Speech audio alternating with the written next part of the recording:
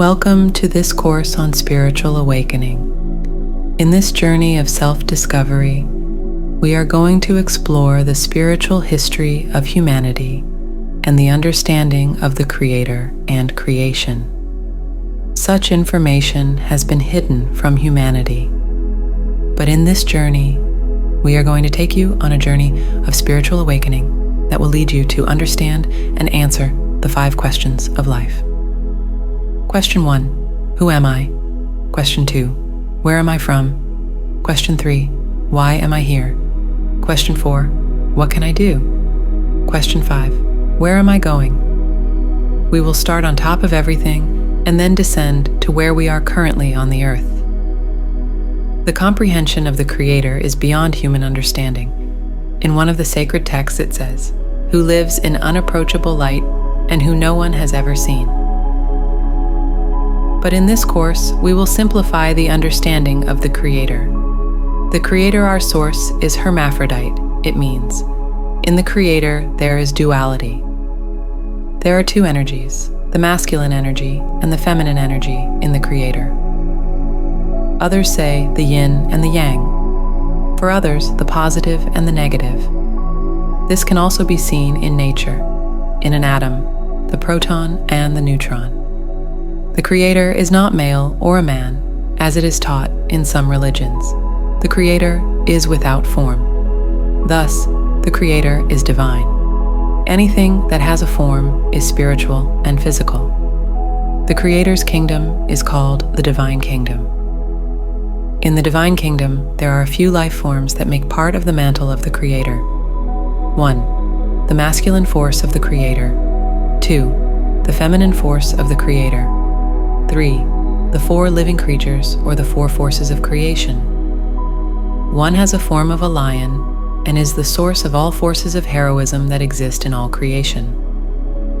One has the form of an ox and is the source of all electric and magnetic forces that exist in all creation. One has the form of an eagle and is the source of all the elements of nature, be it spiritual or physical.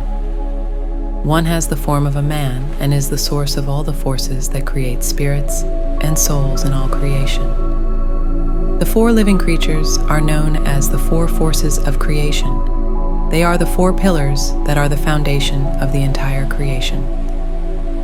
Next after the 4 living creatures are the 7 archangels. The 7 archangels are the 7 attributes of the Creator. Attribute here means quality or characteristics. 1. The warrior attribute.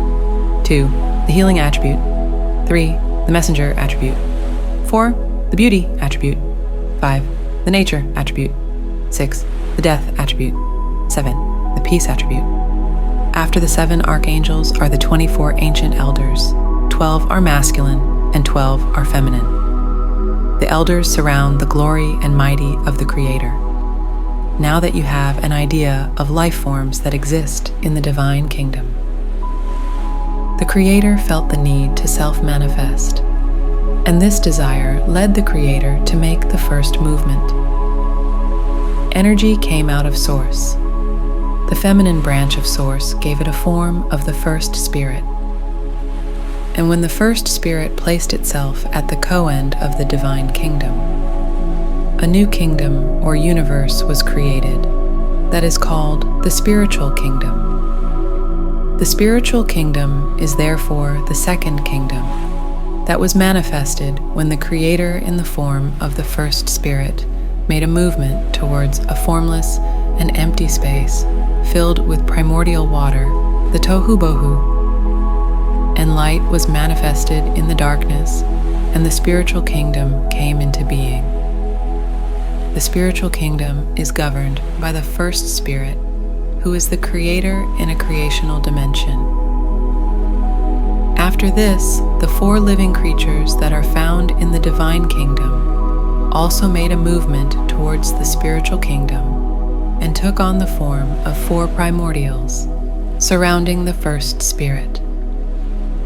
This is an overview of the Divine Kingdom and the first movement that created the Spiritual Kingdom. In the next chapter, we shall look at the Spiritual Kingdom in depth and also describe the structure of creation.